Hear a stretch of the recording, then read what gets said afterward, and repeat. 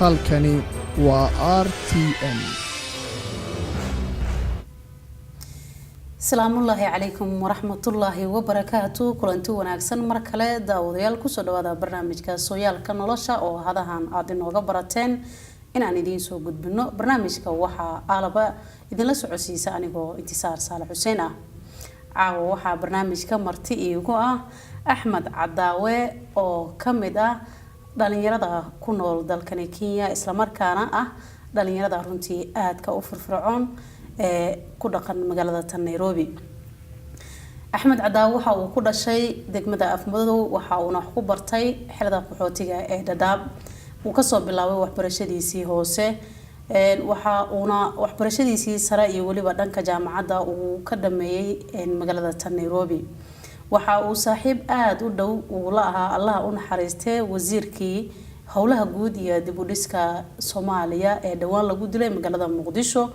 Cabbaas Siraaji. waxa uu wax badan inooga sheegi doonaa inta uu ka yaqaan Allah u naxariistay wasiirkii hore ee howlaha guud iyo dib u dhiska Soomaaliya ee dhawaan lagu dilay magaalada Muqdisho. sidoo kale waxaan wax ka weydiin doonaa waxbarashadiisii iyo waliba noloshiisii halka uu ku soo qaatay. waxaan jeclaan lahaa markan inaan barnaamijka ku soo dhaweeyo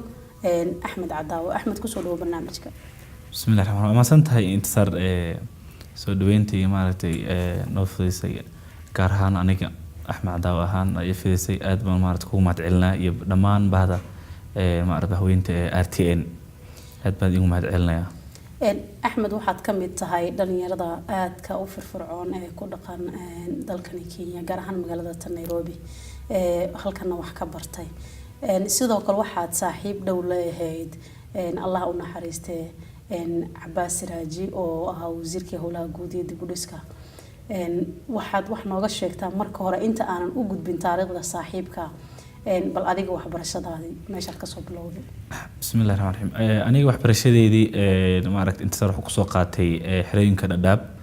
gaar ahaan xerada Xagdheeraan ku soo qaatay dugsi hoose dhexe ilaa dugsi sare kadibna maaragtay halkan jaamacad ka akhrisanayay intaan shaqooyin iyo hay'adaha samafal waxaan la qabanin. waxbarashadeedii badi maaragtay waxay xerooyinka oo maaragtay noloshoodan aan la dareemi karo iyo xaaladda jirto xaggaas ayaan ka soo dhameeyay markii waxaan ka bilaabay galaas u hooseeyo oo markaas la yiraahdo Soomaaliya naasiri aan dhaxno ilaa iyo maaragtay dugsi sare aan ka baxay kadib halkan aan jaamacad ka akhrisanayay. marka intaan halkaas joogana maaragtay aan waday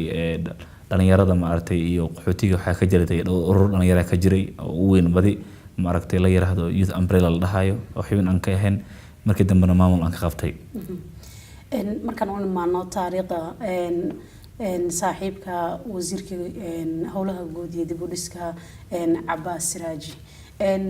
aqoon intee leeg ayaa taqaanay? Allah yarxama maaragtay Ilaahay u naxariisto walaalkeena maaragtay Cabbaas Cabdullaahi Sheekh Siraaji Allah yarxama. xaqiiqdu waxay ahayd geeri naxdin lah oo maaragtay dhammaan Soomaalida taawtay anaga qaas ahaan bahda reer Dadaab taawatay haddana gaar ahaan dhalinyaro ahaan isii taawatay sababtoo ah wuxuu ahaa nin dhalinyaro ah oo firfircoona ma taqaana xaaladda lagu soo bartay waxbarashada Dadaab qaas ahaan xerooyinka aad bay u leedatay aad bay u hoosatay dhibaatooyin badan iyo marxalado badan ayaa la soo maray. marka waxay ahayd yacni mid ku dayasho leh ruux ka soo baxay oo xaaladdaas ka soo gudbay. waxaan dhihi jirnay ninka glass 4 ku gaaro mise 8 ku gaaro ama 8 ku dhaco markaas ama 8 maaragtay failure la dhajiray ama 8 stand 8 level la dhihi jiray. waxaan dhihi jirnay at least ninkaas wuxuu qalmaa nin ku soo wax bartay ilaa asagoo buu jaamacadiisa sababtoo ah noloshu way adkeed xaaladda way adkeed marxalad lagu jirnay aad u adkeed way liidatay. marka ruux ka soo baxay xaaladdaas oo maaragtay dugsi hoose dhaxay wax walba ku soo bogay 2015 bogay kadib maaragtay neb technical ka bartay Gaariza oo macallimiin wax ka baranayay kadib haddana jaamacad u soo gudbay oo maaragtay akhrisanay University of Nairobi IT sameynay. yani xaalada iyo maaragtay wixii dhan iska dhaga tiray oo noloshii dhan isu dhiibin yani dhahay nolosha maaragtay ma aan kuma eko kali inaad maaragtay intan qaxooti aan kuma eko laakiin fiirinay visionka mesela aragtida dheeraad u lahaa fiirinay. marka yani nin xaaladaas ku soo barto ahaa kadibna maaragtay oo hay'ad samafal shaqo ka helay shaqooyinkii hay'adaha samafalkii markuu waday ilaa muddo u waday kadib markuu Kismaayo uu tagay oo dhahay waxaan rabaa inta tamar noo imaado noo sheekay oo dhahay waxaan u baahanahay inaan galo siyaasadda dalka una aniga tana dhiirigeliyo oo nagu dhiirigeliyo yani inaan dalka wax u qabanno dadka anaguna sugaya dalka anagu ma aragto u baahan yahay inaan wax u qabanno dalka waa dalkeen hooyo marka aan fiirinin xaaladahan qaxootiga iyo waxaan kuna iska dhagatirno sababta qaxooti nin walba uu soo maray qaxooti nin walba uu suga uu maraya aniga wax kale anaga kuma ekaan ma ahayn laakiin waxaan nasiib darro ah 25 sano wadankaada adigoo arkin oo qaxooti ahaa oo waxban arkin nabad arkin يعني دقائق qaxootiga iyo wax walba iska adkeed aad bay u adkeed marka ina dalkii markuu tagay ayuu ma aragtay la tartamayeen ata ilaa ay waagi arta dawladda soo jiray oo la tartamay dhahayeen dhalinyaro aniga la tartama ku leeyahay waan ka heli doonaa xibnaha ma aragtay baarlamaanka oo golaha hoose markuu helay waan u hambalyeynay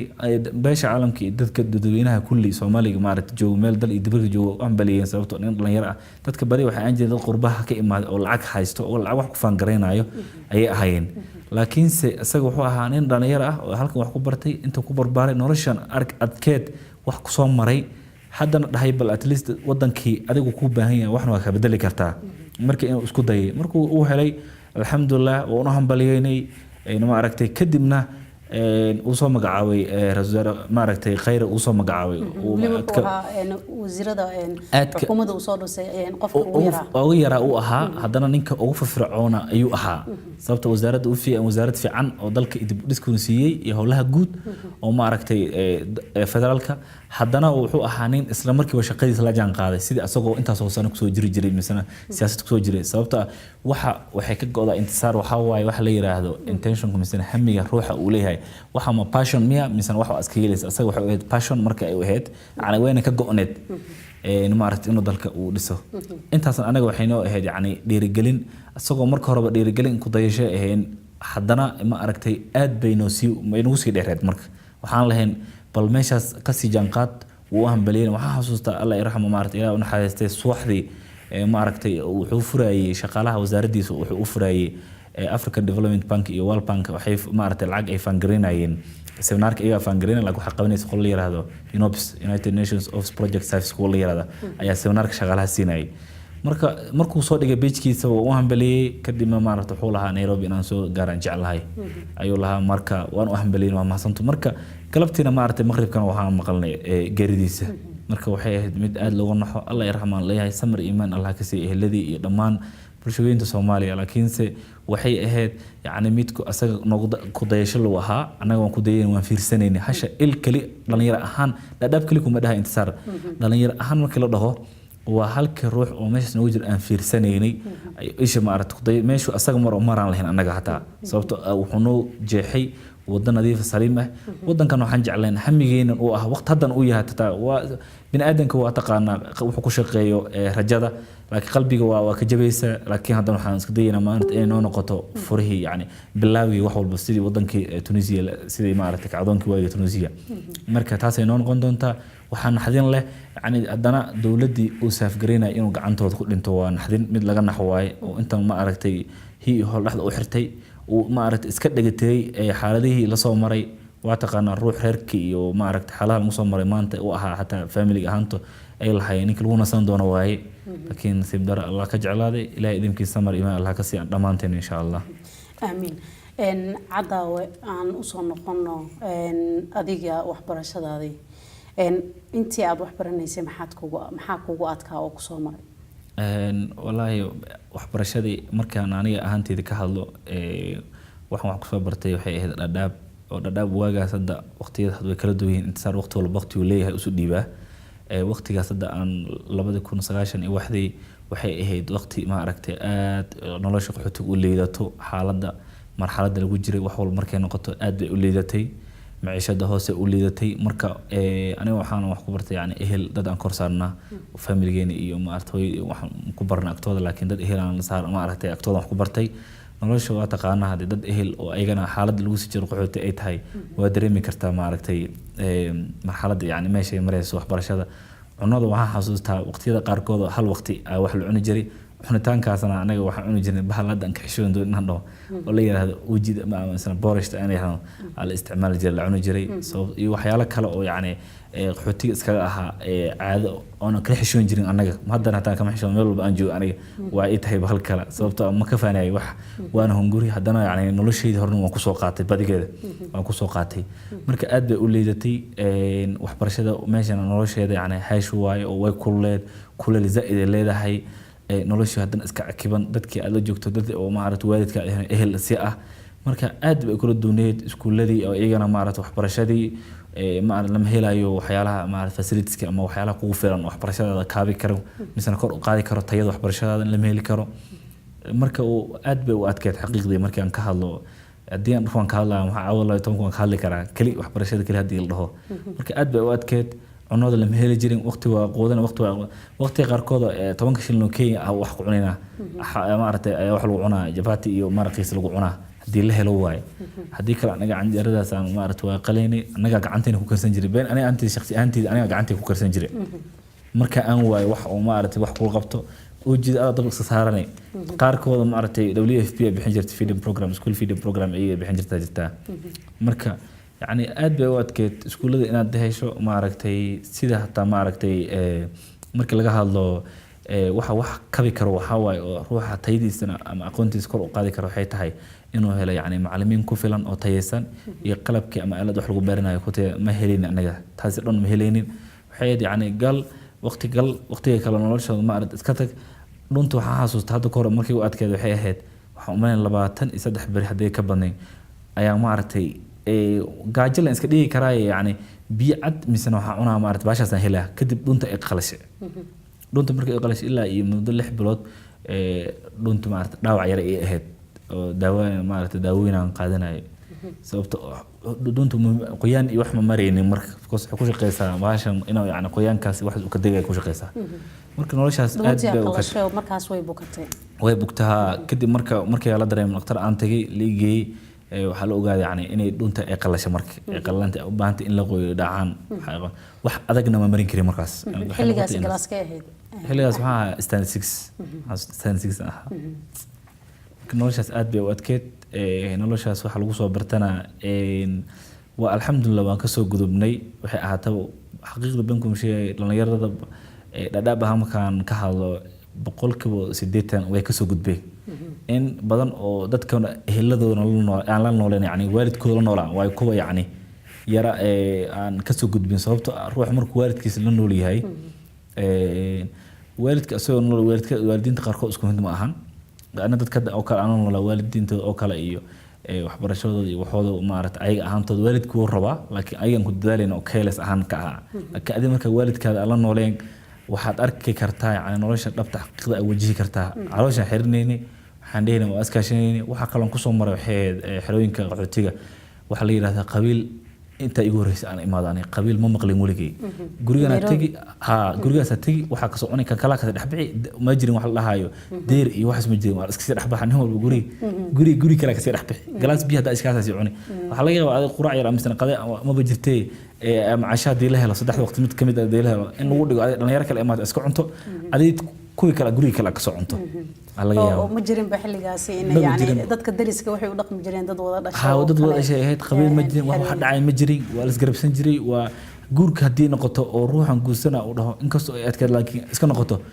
duurka kareetoona qaadan jirnay waa la soo guri jiray dhismaha iyo wax dhan saasan ku hagaajin jiray hadda marka waxa leedahay qabiil waxa loogu imaaday Nairobi qabiil ani iyo waxa aan ku maqlay iyo yaati iyo inta la ugu imaaday marka wallahi nolosha saas ay ahayd aad u mahadsan tahay cadda waan kugu soo noqon doonaa barnaamijka waxaa jira dhalinyaro aad u fara badan oo nagala qayb qaadanaya dhanka Facebook oo aan xilli barnaamijka kasii hore aanu u gudbinay su'aal ku aadan sidee dhalinyarada Soomaaliyeed noloshooda wax looga bedeli karaa maxaasna dhalinyarada looga baahan yahay ayaga dhalinyaro fara badan ayaa arintaasi fikir ka soo dhiibtay oo barnaamijkana la wadaagay aan ku horeeyo Yusuf Ismaaciil Indhayare waxa uu yiri salaamu calaykum marka hore waad mahadsantihiin dhammaan bahda warbaahinta RTN TV dhalinta Soomaaliyeed waxaa laga maarmaan ah in loo helo qorshe dowladeed oo dhameystiran haday tahay dhanka dhaqaalaha, tarbiyada iyo manaahiijta waxbarashada heer dugsi iyo heer jaamacadeed ayuu dhahay. mustaqbalka dhalintu waa rajada qaranka waana kaalinta koowaad waxayna tahay in xil la iska saaro.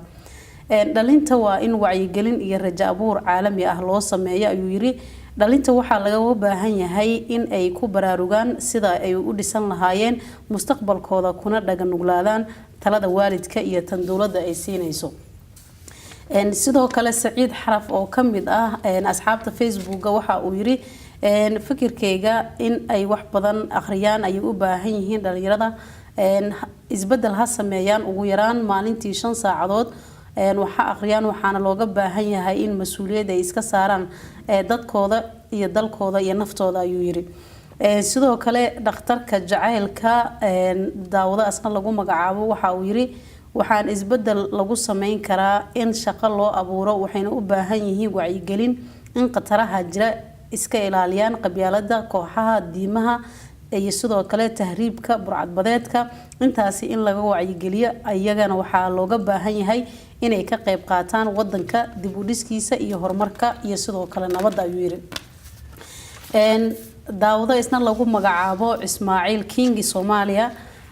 runtii waa su'aal cajiib ah ayuu yiri. dhalinta maanta waxay u baahan yihiin meel ammaan ah isla markaana ay la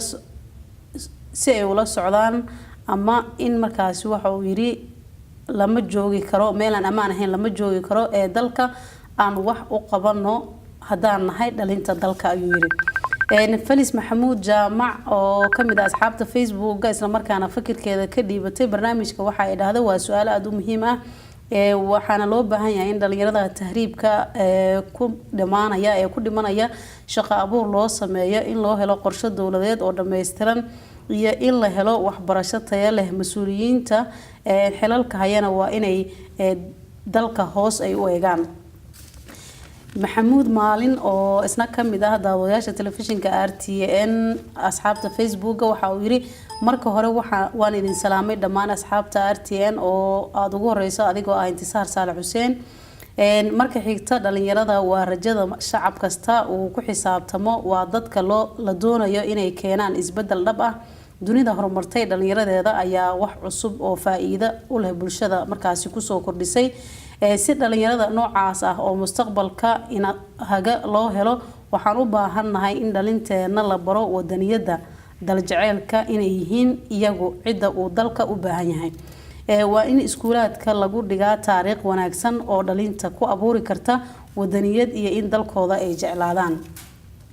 daawadaha kale ee ugu dambeeya Macallin Liibaan Axmed dhalinyarada Soomaaliyeed waxay u baahan yihiin ayuu yiri isbedel dhan kasta ah. wuxuu yiri taageero waalid qofka dhalinyarada ah wuxuu marka koobaad taageero uga baahan yahay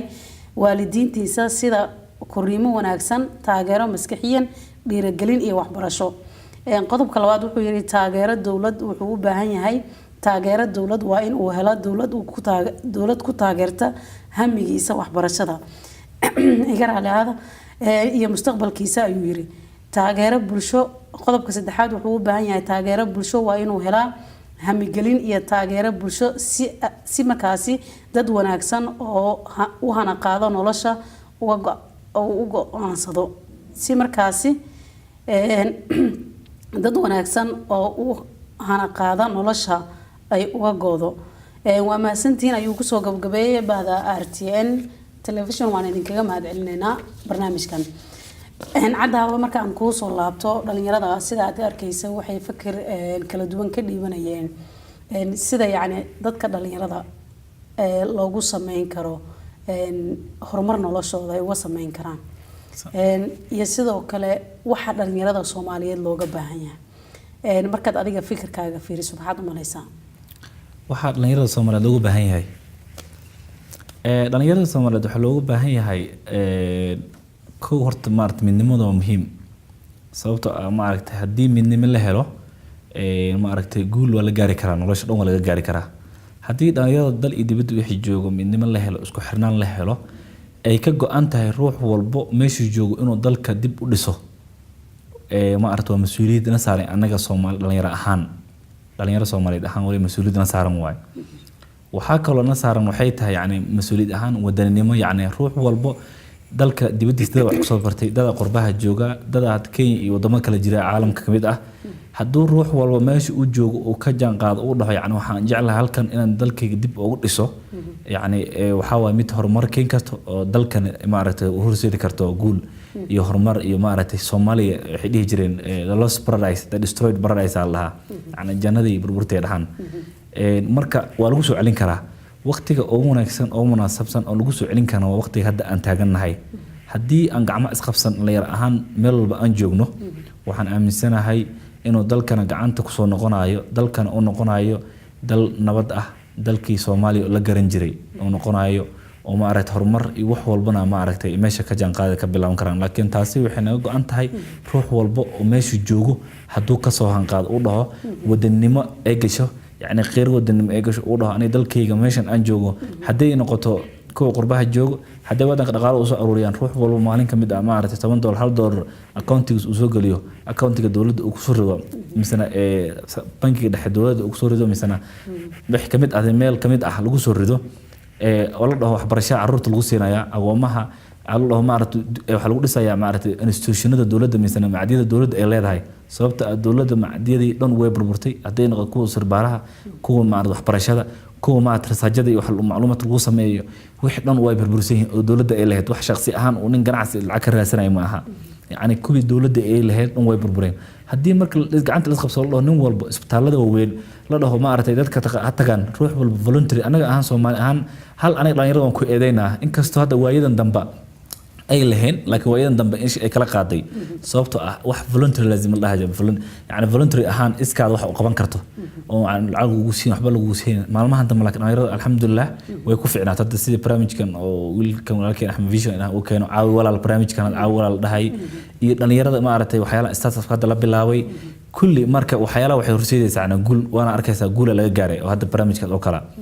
marka haddii taasi la sameeyo waxaan aaminsanahay ruux walba oo dhalinyarada kamid ah hadduu dhaho iskaad wax u qabo uu isgeliyo yani lacag lagu miisinayo waxba lagu miisinayo laakiin wadanka hal u qabo u sacrifice gareey waqtiga dhaqaalaha maalkaada wax walba u hor dhaho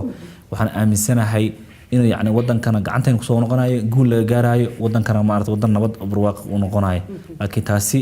waxaan ku baraarinayaa dhalinyarada dhammaan inay gacanta isqabsadaan oo laga helo ruux walba meesha joogo يعني هدي أقول نقطة وما أعرف وحصو قادن كرتا إنتان وضمنا كلا قادن لهد مركز جامعات لقى بح إنتان على سمية إنت مالك قادن هد وضنا كإما رسالة كسمية وحول كسمية عدي وحبر عافمات برتي عافمات ماشي كسمية عدي أكركرت سمية سي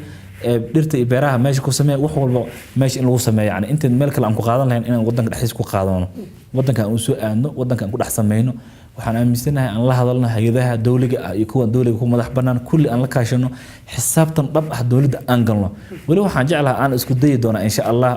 dhalinyarkan ila garba istaagin inaan helno ma aragtay dhalinyaro isku meesan dad dibad joogo oo yani independent accountability xisaabtan yani oo ka madax banaan dawladda la sameeyna oo tagno dawladda aan la xisaabtano si oona madax banaan dawladda kuma jirno yani dawladda ku jirneen hay dawladda kuma jirno aan ka madax banaanahay aan sameeyno wax dhalinyaro ah la xisaabtamayso dawladda maxay qabatay madax ka soo bilaa madaxweynaha ku xujay ra'iisul wasaaraha afhayeenka baarlamaanka kulli iyo labada golaha sare iyo golaha hoose oo dhaxayba intaba aan xisaabtan marka aan sameyn taasina waxaan isku daynaa hadda talaabada haddaan wadna abaabulkeeda waxaana jeclahay insha Allah inaan ku guuleysan doono laakiin waa muhiim waan laga maarmaan sababta waxaan ogaanaynaa waxaan rabnaa inaan keeno miska يعني روحها iyo maaragtay aan ka go'neen oo dawladda ku jiro aan ka go'neen yani inuu maaragtay sida ay tahay service-ka mise adeega bulshada loo idmaday oo un qabanin insha Allah saasaan rajeynaa sidee ku heli kartaan macluumaadkaas marka taas waxaan ku heli karnaa kow dhalinyarada hadda aan wadno haddaan bilaabayna waa fikir hadda aan keenno oo hadda insha Allah saan rajeynaa inuu hirgeli doonaa sababtoo fikir bul saliim ah hadii la keeno waxaan aaminsanahay inuu hirgelayo fikirka horta waa arrintaas waa muhiim waana arrin u baahan juhud badan u baahan waxaan gelinaynaa juhud badan dhaqaale badan u baahan doontaa laakiin waxa ka muhiimsan horta dhaqaale wax walba leeyahay waxa ka muhiimsan waxa la dhahay ka go'naansho waxa ma ka go'an tahay adi ahaantaada naftaada uma volunteer gareynaysaa yani uma iskaada uma volunteer gareynaysaa yani ma ka go'an tahay inaad hawshaas aqabad dhalinyar ahaan ku soo biirto marka inta qaarashanta qaar adduunka jirto waxaan jecelnahay Soomaali intii ka joogto inaan ka soo qaadano 10 xibnood 20 xibnood ka soo qaadano sukeeno hadhowta ma guddi guud oo dhalinyar ah oo marka meel walba laba iyo hal matali karo ama wadan walba marka hal iyo laba ruux matali karo intii Soomaalida ku badan wali hal iyo laba ruux matali karo inaan soo keeno marka isku keeno boodigaas aan hagaajino marka boodi uu noqdo marka oversight sameynay oo dawladda la xisaabtamay laan walba oo dawladda kamid ah keenay miiska oo qabanay barnaamij oo maartay idaacadaha caalamka iyo meel walba localka waxa ah isu keenayo wada horkeenayo dawladda ruux walba marka maalin la kulmaayo oo ruux walba maamul hayo dawladda maamul ka hayo oo xubin muhiim oo lagu xisaabtamay ka hayo inaan miiska keeno aan ogaan aan la xisaabtano aan dhahno maxaa ka go'an wadanka maxaa u qabatay waqtigaas lagu idmaday waqtigaas lagu magacaabay xilkaas waqtigaas ana maartay hawsha soo qabatay maxaad ka keentay intaas muddo haysatay maxaa soo qabatay maxaa ku hirgelay maxaana ka hortaagnaa marka boodigaas maartay accountability oo madax banaan waa muhiim in la helo waana rajeynaa insha Allah inaan ku guuleysano hadii Ilaahay ma yidhiin aad u mahadsantahay Cadaawo waxaa jira hal ku dhig maalmahan dhalinyarada ay aad u isticmaalaan oo ah tahriibaha maanta waa madaxda berito hal ku dhigaasi ay dhalinyarada qaar isticmaalaan horta inaad maqashaa u malayn ma maqashay ha marka hal ku dhigaasi maxay dhalinyarada u bixiyeen waxay ugu bixiyeen dadka isku mid ma ahan qurbaha dhalinyarada markay qurbaha ay aadaan oo yaani waxay ka wadaan hadda waa la tahriibahay dadka isku mid ma ahan wadanka waxa dadka tahriibka markii aad fiiriso mar hadda aan sameeynay arrimahaas oo kala ku saabsan oo ay aan la sameeynay yaani tahriibka oo wareegsanay dhalinyarada dhaxan galnay waan wareegsanay waxa jirta ruux walba wuxuu ku sheegay yaani wuxuu wadanka oo carray mise wuxuu carrayo iyo yaani ahaantiis waxa ka go'an uu rabo inuu wadanka ku soo celiyo dadku isku mid ma aha ninna wuxuu iskaga tahriibaya yaani inuu meesha iskaga noolaado ruuxna wuxuu u tahriibay markuu arkay xaaladda wadanka ka jirto iyo waxyaalaha markuu arkay waxbana ka qaban karin dadkii qurba joog wadanka wax ku soo noqonaya oo xil la siinayo maanta waxay noqotay dadkii qurba joog ruuxa qurbaha joog marka xil say u helaan xil marka say u helaan wadankan waxa uu qabto maaragtay wuxuu isku dayaaya marka inuu tahriibo maanta bari markuu soo noqdaan at least wadankii wax uu ka bedeli karo isku dayo marka ani ahaantii markaan fiiriyo arka Facebook waxay la soo dhigayaan ku arkay ahaantii markaan fiiriyo qaabkaas ay maaragtay u dhigayeen markaan aqli ahaantii isku xisaabiyay laakiin mid istar jirto waxay tahay badi waxa ku sababaya hadda dhalinyarada jiro tahriibka inkastoo hadda maalmahan dambe inuu yaraanayo umaleynaya waayada badan oo maartay jiray laakiin hadda waaga dawladda hadda cusub oo Soomaaliya maantay aniga ahaantii hadda ku dhahayo rajo weyn oo aad u weyn xaqiiqdii inta Soomaaliya inta hor dhan Soomaaliya rajo zaid igama sii jirin yani wadanka waxaan u lahaa maalmaha kamid ah inuu nabad noqon doona ama adiga aad duqoodi misan aad dhimatid misan intaas aan noosha laakiin wadanka maalin nabad noqon doona laakiin ahaanteeda waqtiga hadda la taagan yahay aan hadda la jaan qaaday wax iga rajo fiican ma jirin waqtiga dawladda gacanta ku hayso dalka rajo aad u weyn oo maartay aad u weyn xaqiiqdii aan maartay ka qabay waan rajeynaa rajadeeda insha Allah waana jeclahay inaan garab istaagno sababtoo ah dawladda kaligeeda ma shaqeyn karto dhaxaadka dawladda waxa way dhalinyarada haddii dhalinyarada ay dawladda la xisaabtan cad ay la tagto dhalinyarada ay dhahan waxaan u baahanahay inaan la xisaabtano ay garab istaagaan wax walba ay noqoto la garab istaagaan waxaan aaminsanahay dawladda inay ma aragtay ay xilkeeda gudanayso laakiin dawladda kaligeeda waxba ma qaban karto sidii dawladihii hore oo waagid arkay article laga soo saaray dawladda hore Siyaad Barre ma dhalan markaasaan laakiin article laga soo saaray wuxuu ahaa yani inay dawladda ruux walba markaas jaamacadda ka baxo inuu 2 sano oo maartay voluntary ah iska jaamacadda uu aqrinay mesela maartay wax ka uu qabanay hadii caafimaad u bartay kulliyada caafimaadka uu free ku aqrinay ilaa muddo 2 sano markaas aan la beegarin waxba la siirin mishaar wixii saabun gadkiis aan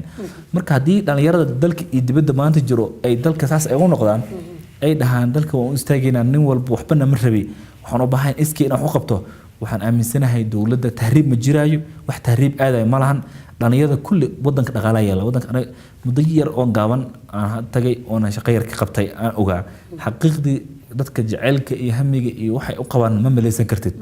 si dadka ruuxa ay u jecel yihiin ma maleysan kartid ruuxa haddana aqoonta leh oo wax bartay oo firfircoon aad bay wadanka ugu baahan yahay bulshada iyo dadka meesha ku nool aad bay ugu baahan yihiin dadka kale hataa dadka way ka ilaalinayaan ruuxa markuu ruux firfircoon yahay dhalinyaro yahay haddana ruux dhalinyaro oo da'yar u yahay oo haddana aqoon leh dadka bulshada laftooda ka ilaalinayaan dadka sababtoo waxay u baahan yihiin inuu wax la qabto waxay u baahan yihiin inuu dhex galo haddii dadkii aan dhex galin oo anaga aan iska dhowrno oo anaga aan iska dhigno dad qurbi joog oo waxban dadka dhan aan iska ilaalino dalka aan iska ilaalino shaqooyinka aan ka faanno waxaan u maleynayaa maaragtay inuu dalkana saas uu waxban inuu ka sii liito waxbanna kor u kacaynin laakiin waxaa muhiim ah in la helo boodiga hadda aan kuu sheegayay dowladda xisaabtana waa muhiim waxaana muhiim ah dhalinyarada ka go'naanshaheeda inaan la helo sababta waa dhaxadka dowladda dhismaha wadanka dhismihiisa waxa dhaxadka dhalinyarada waay haddii la helo fundamentalkaas dhalinyarada haddii la helo waxaan aaminsanahay inay wadanka maartiis ku soo noqonaya insha Allah Axmed markaan ku noqono sheekada tahriibaha maanta sida aad sheegtay waxaa jira fikir ka duwan oo dhalinyarada sida ay u arkaan qaarkood in yani tahriibka maanta waxyaabaha ay u dhahayaan halku dhiga tahriibaha maanta waa mas'uulka bari ama madaxda Brito waxay arkeen dad badan oo ka yimid qurbaha isla markaana baasaboorro wato oo wadankii mas'uul looga dhigay dhalinyarada qaar waxay aamineenba in la baxo kaliya baasaboorka ay soo qaataan si marka wadanka ay uga noqdaan mas'uul kaliya marka waxaa jira fikir dhalinyarada ayaga laftirkooda ay aaminsan yihiin waxaa kaliya yani qofka lagu qaadanayo inuu yahay baasaboorkaas qofkan qurbu ka yimid baasaboor aysan ahayn waxbarashada soo dhalinyarada ma ahan in wadankooda xataa ay wax ku bartaan ayagoon tahriibin ama meel kale aadin soo wadankoodii wax kuma baran karaan oo kuma dhiiran karaan si markaasi ay mas'uul u noqdaan hadiiba ay tahay wax yani xayirayo waxbarashada oo kaliya waa muhiim waa run laakiin waxaa sababay hadda inay saas dhahan dhalinyarada ahaanta fikirkan ay sheegaysa u fikiraan waxaa sabab waxaa waaye waa dowladda sababtoo ah ruux walba oo xagga ka imaado aqoon iyo lahaanin nin iska weyn oo waaga tahriibay oo tahriib ku tagay waxban xagga iska soo xamaashay oo la imaaday passport foreign ama ajnabi la imaaday wadanka la soo galay ayaa xil ama wasiir ama bahal kale ama permanent secretary xukahayo joogta la siinaa oo muhiim la siinaa meeshii ruuxii wadanka joogay oo passport Soomaali lahaa oo dhalasho Soomaali wato oo wadanka joog wax ku bartay aan la siinaynin taasi waa waxa dhalinyarada ku sababay marka hadii dowladii dhexdeeda oo maamulka haysay hadii dhalinyaradii ay dhaxaan waxaan u baahanahay dhalinyarada wadanka wax ku baratay oo ma aragtay akhrisatay oo halkan joogo oo intan ku babartay oo xaaladda sababta ruuxa wax ka warrami karo waxa waaye kabta aad gashato maanta waxa ka dura aad garan karta anima garan kari soo marka waxa garan karo waxa waaye dhalinyarada dhibaatada iyo waxaan kulli ruux walba joog u ahaa ayaa garan kara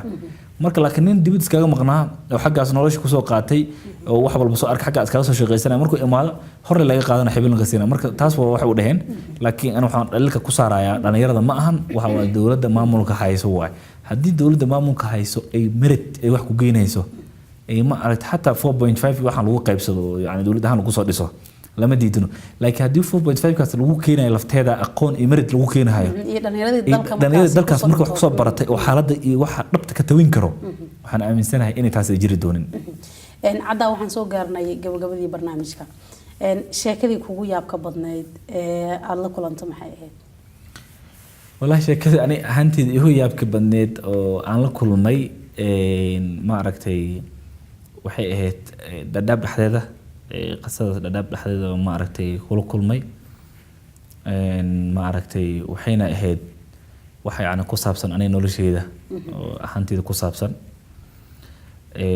qoyga qaxootiga ay imaanay ahayd ma ogeyn ani qaxootiga waxaan inkastoo aan iska yaraa ahaanteeda aan yaraa markaan qaxootiga imaaday يعني نورش مركل لها كينيا لو صعدا وحن كأمين سنة وحكلا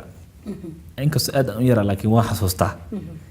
وحن كأمين سنة وحكلا وما أركتي دون كلا أنا أحتاج دونه أنا كأمين سنة لكن سوس الميل ده اللي ويا أنا ماذي هم أركتي اللي قد ديفنجلي يعني أنا هاي حد ليس يعني حدتي أو ديفنجلي أنت يو أنت كده منه نورس وجري جاري يو أنت حال ده هي ودي حرتين كل مركب واحد ماشي هراي انت جاري الوقر كل وهل ديوان قلي وهل قايره ميل حاجه تداب الله لقينا ماشي ديارة جرتها ديارة لان لوسي قاعده دونا ديارة كيف وسعتها فرق ديارة ديودي وسعتها ديودي وسعتها الله سي نلسو مركب waxaan la keenay xirida dab badana waa la diiwaan gelinta dhabta markaas nagu sameeyay kadib marka waxaan u sameeyay meel yar oo marka tendooyinta UN ay bixiso kala temporary awli oo kuwa iska temporary ah inaan maartay la geeyay aw marka dadkii waa la soo reestay aw hadii maxaa waa la isqaaday waxa la may dadka isku mid aha marka aniga inkastoo aad kasi yeereen waxa la marka maya wali waaye wixii hadda inta waxna walahay baashan la geeyay waxa waaye waxa la rabaa maartay waa iska suutaan waxyaalihiin la diyaarinaya hor le kasi yaacaysiin diyaarada sugaysiin ha waan la sii qaadaa laakiin waxay ugu dambeyntii noqotay inay yani guriga yar oo maartay ay hagaajiyeen array wax laga hagaajiyeen la sii meesha aan degno يعني noloshii markaas qiyaalideed aan ku nooleen aan ka baxno laakiin aniga waxaan xasuustaa waa aad baan u faraxsanaa sabab waxaan ku faraxsanaa waxaan lahay wax in joogay ma lahan hor la isu soconaysiin dibaddan la wadaa marka aad baan ula yaabay maaragtay wax aad oo marka dambe hadii nolol iska qiyaalahay taas mid oo iska dhaanteynayni laakiin tii cadaawe isku dayday wali inaad wax curiso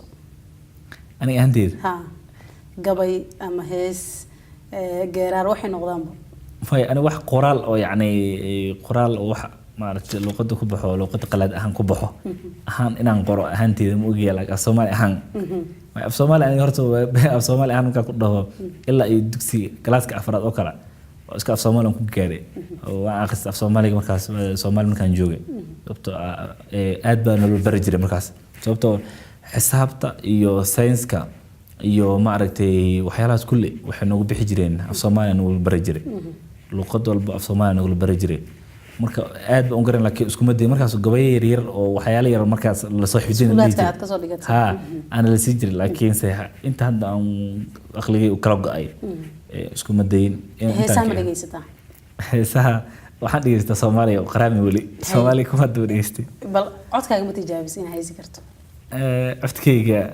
ma tijaabinin codkayga ma tijaabinin yani inaan la qaado markaas waxaan aad u jeclaa dhegeysan jiray nin dhahan Saalax Qaasim Naaji iyo Maxamed Salebaan Turac aad u dhegeysan jiray bal labadaas midkood codkooda tijaabi caawa adigoo barnaamij live ku jiro wallahi waxaan tijaabinaa Maxamed Salebaan Turac codkiisa aan tijaabinaa inkastoo heesta hadda ay kala dhunto aad aan xasuusanayn wuxuu dhahayaa marka guudka loo dabo timaha gadafta loo xiro marka guudka loo dabo timaha gadafta loo xiro tiirsadaan ku qaangaar gayaangeedu soo baxo ee geedka loo galo maasantahay axmed barnaamijka waan soo gabagabaynaynaa cunada maxaad ugu jeceshahay inaad cunto cunada hadda waqti hadda la joogo waqti hore waxaa jeclaan jiray wajita laba waqti hadda la joogo maaragtay waqti hore waxaa jeclaan jirtay ujiga markaas waxay noo ahayd waxa kaliya markaas maaragtay oo aan hayn ahaan jirtay sukorta markaan ku darsan wali iyo caana lagu sii darsado bis ahaan jirtay markaas laakiinse hadda waqti hadda la taagan yahay wallahi cunada caadi ay wada tahay oo isku mid ay tahay waxaan ugu jeceshahay waxaan ugu jeclahay cunada waxaa waaye baastada la saldatay ama mid kale oo hadda ka hor ruux oo meel aan ku cunaan jirta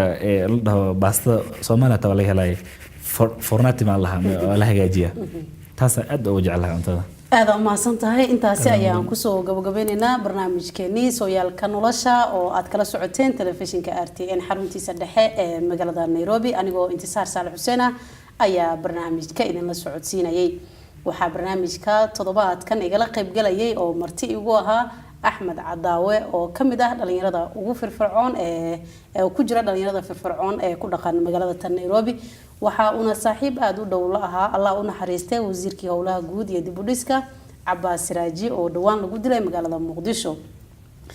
waxaan ka wareysanaynaa waxbarashadiisa iyo sidoo kale waxyaabaha noloshiisa uu soo maray iyo waxyaabaha uu markaasi ka yaqaanay saaxiibkiisa dhintay Allah u naxariistay dhamaan waxa uu ka dhintay kaliya ma ahan ummadda Soomaaliyeed meel kasta ay joogaan aad baan kaaga mahadcelinayaa Cadaawe sida quruxda badan aad barnaamijka noogala qayb qaadatay dhanka farsamada waxaa gacan iga siiyay Abshir Cumar Hayaan iyo Gayshan iyo sidoo kale barnaamijka waxaa gacan weyn ka geystay agaasimaheena telefishinka RTN Fuad Xaaji Cabdiwali intaan barnaamijka mid lamada ku kulmi doono waa dhammaanteen oo isku duwan oo idin leh sidaas iyo nabadgelyo